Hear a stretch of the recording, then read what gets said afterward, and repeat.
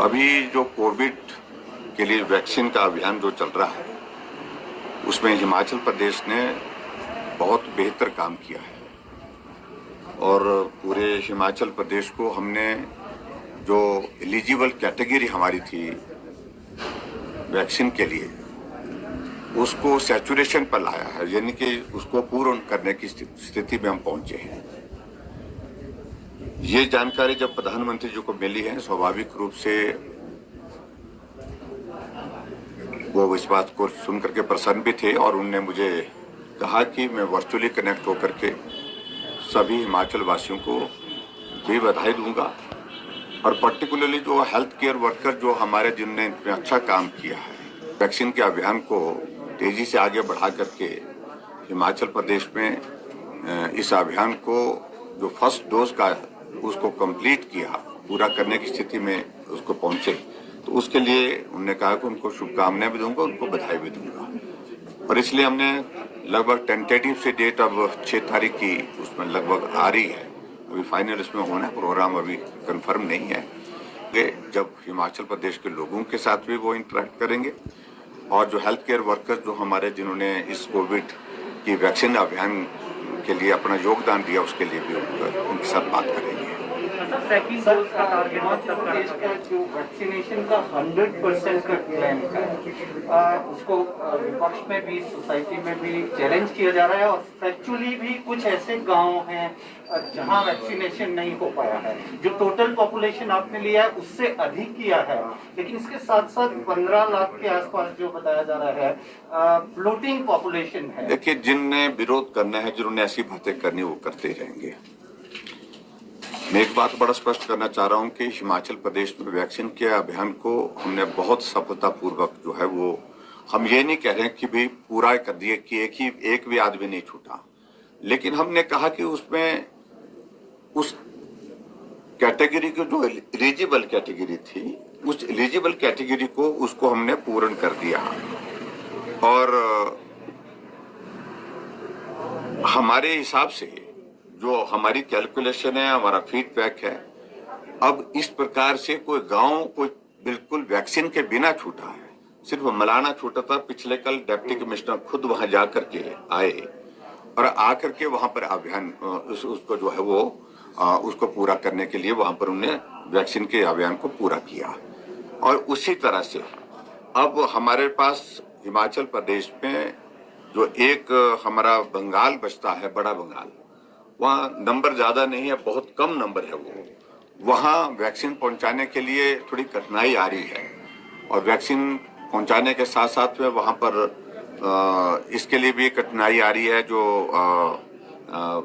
संदेश देने के लिए, और वहाँ पर हेल्थ केयर वर्कर को भी पहुंचने में कठिनाई आ रही है। तो हम इस बात को प्लान कर रहे हैं कि अगर संभव हुआ, मौसम ने साथ दिया, तो हम हेलीकॉप्टर के माध्यम से वहाँ पर टीम भेजेंगे, जो वहाँ के लोगों को भी, जो वहाँ पर हैं, उनको भी वैक्सीन करके आएंगे। सर, जो इंडस्ट्रियल लेबरर्स हैं, माइग्रेंट लेबर्स हैं, उनका क्या आंकड़ा है जिनको वैक्सीन? देखिए, इसको तो इसमें तो देखिए ये तो हर रोज फ्लक्चुएट करता है और मैं इस बात से सहमत हूँ कि बहुत सारा आंकड़ा, थोड़ा आंकड़ा इसका भी होगा। जो माइग्रेंट लेबर है उनको भी वैक्सीन हुई है, इसमें उसका भी आंकड़ा है। अगर इन सारी चीजों को अगर हम नापें तो हम 100% से ऊपर चले गए। 100% से हमारी जो है कवरेज जो है वो वैक्सीन की उससे ऊपर चले गई है। ऐसी सूरत में इसको डिस्प्यूट करने का कोई औचित्य नहीं, कोई अर्थ नहीं है। मैं सिर्फ इतना ही कहना चाहता हूं कि जो अच्छा काम हुआ है हिमाचल प्रदेश सरकार ने, हमने जो किया है उसको स्वीकार करना चाहिए और इस प्रकार से उसको राजनीतिक मकसद से उसके विरोध के लिए कोई बात कहने का कोई औचित्य नहीं है। थर्ड वेव अज्यूम कर रहे हैं, अभी रेडी 1500 के आसपास एक्टिव केसेस हैं सर, अभी 1456।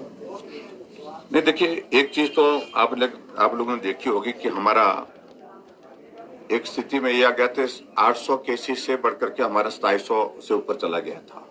अब फर्दर जो है वो डिक्लाइन उसमें आ गया है। नंबर ऑफ केसेस जो है वो लगभग 1500 के करीब पहुंच गए हैं। अब उम्मीद करता हूं कि आने वाले समय में ये नंबर फर्दर डाउन आएगा और हिमाचल प्रदेश में अच्छी स्थिति होगी हमारी कोविड को हैंडल करने की दृष्टि से। जहां तक थर्ड वेव की बात कह रहे हैं, तो मैं अभी तक भी इस बात से मना नहीं कर रहा हूं कि थर्ड वेव आएगी ही नहीं, ऐसा भी नहीं हम नहीं बोल रहे हैं, लेकिन ये भी बात सत्य है कि थर्ड वेव आएगी ही आएगी, ऐसा भी कहना जो है अभी तक कठिन है। तो हमारी प्रेपरेशन है, अगर थर्ड वेव आ भी जाती है तो उस सूरत में भी हम तैयार हैं। सेब बागवान एकत्र हुए हैं और 13 तारीख को जो है एक धरना प्रदर्शन भी कर रहे हैं और एमएसपी की मांग कर रहे हैं सेब पर निर्धारित। देखिए, एक बात को हमको मानना पड़ेगा, सेब के दाम कम हुए ये चिंता का विषय निश्चित रूप से है, इसमें दो राय नहीं है। सरकार उसमें क्या भूमिका कर सकती है, इन सारी बातों को लेकर के हम भी आज शाम को एक मीटिंग करने वाले हैं। और ये भी बात उन लोगों को भी समझना चाहिए कि कांग्रेस की गवर्नमेंट में भी सेब के दाम हमेशा जो है वो ऊंचे रहे हैं, ऐसी स्थिति वह तब भी नहीं रही है। दाम कम आए ये चिंता का विषय है, लेकिन रास्ता क्या निकल सकता है निकालने की कोशिश कर रहे हैं। मार्केट इंटरवेंशन स्कीम के तहत जैसा जम्मू कश्मीर खरीदता है, ऐसी डिमांड है कि मार्केट इंटरवेंशन स्कीम के तहत हिमाचल प्रदेश भी कैटेगरी बेस को खरीदे, A, B, C and C। इस तरह की सारी चीजों को लेकर के इतना जल्दी हम कुछ कहने के लिए तैयार नहीं है। हम सारी बातों को असेस कर लेंगे। हमारी मंशा ये है कि किसानों का नुकसान नहीं होना चाहिए, उनकी मदद के लिए कोई रास्ते कुछ निकलते हैं, वो रास्ते क्या निकल सकते हैं, उन सारी चीजों के लेकर चर्चा करें। सर पैरालंपिक में निषाद ने जो है सिल्वर मेडल जीता है। मैंने उनको बधाई दी और मैं उनको बहुत बहुत बधाई देता हूँ। हिमाचल प्रदेश के लिए गर्व की बात है, उनने ऊंची कूद में जो है पैरालंपिक में हिमाचल का नाम रोशन किया, बहुत बधाई दी है, मैंने शुभकामनाएं दी है। उसके बाद जब मेरी बात भी उनसे हुई है और बात करने के बाद जब आएंगे मिलेंगे और भी बातचीत बढ़ाई जा सकती है सर। आने वाले समय में विचार करने के लिए सारी संभावनाएं रहती हैं, लेकिन फिलहाल हमने जो तय